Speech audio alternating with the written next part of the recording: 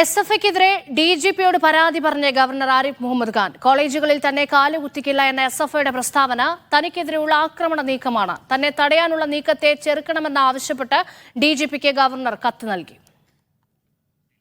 Safe Zainuddin വിവരങ്ങൾ നൽകാൻ ചേരുന്നുണ്ട്. സേഫ്, കൂടുതൽ സുരക്ഷ ആവശ്യപ്പെടുകയാണോ ഗവർണർ?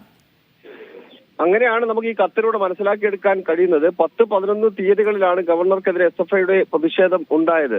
ഗവർണറെ സംസ്ഥാനത്തെ ക്യാമ്പസുകളിൽ കുത്തിക്കില്ല എന്നുള്ളതായിരുന്നു എസ്.എഫ്.ഐയുടെ നിലപാട്.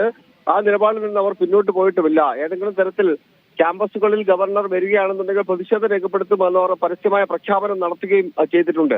ഇതിനിടയിലാണ് സംസ്ഥാന പോലീസ് മേധാവിക്ക് ഒരു കത്ത് ഗവർണർ ആരിഫ് മുഹമ്മദ് ഖാൻ നൽകിയിരിക്കുന്നത്. തനിക്കെതിരായ അക്രമത്തിന്റെ നീക്കമാണ് ഈ അവരുടെ വാക്കുകൾ എന്നുള്ളതാണ് അദ്ദേഹത്തിന്റെ ഈ കത്തിൽ പറയുന്ന ഏറ്റവും പ്രധാനപ്പെട്ട കാര്യം. ശാരീരികമായും കൈകാര്യം ചെയ്യാനും ഭയപ്പെടുത്താനുമാണ് അവർ ലക്ഷ്യം വെച്ചിട്ടുള്ളത്.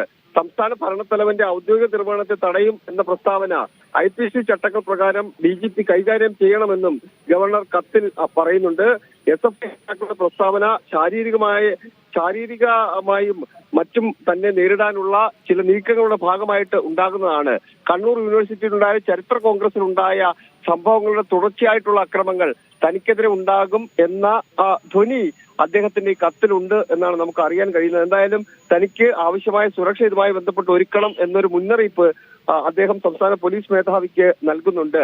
അല്ലെങ്കിൽ എസ്.എഫ്.ഐയുടെ പ്രവർത്തകർ തന്നെ ആക്രമിക്കും എന്നാണ് അദ്ദേഹം ഈ കത്തിൽ സൂചിപ്പിക്കുന്നത്. ശരി.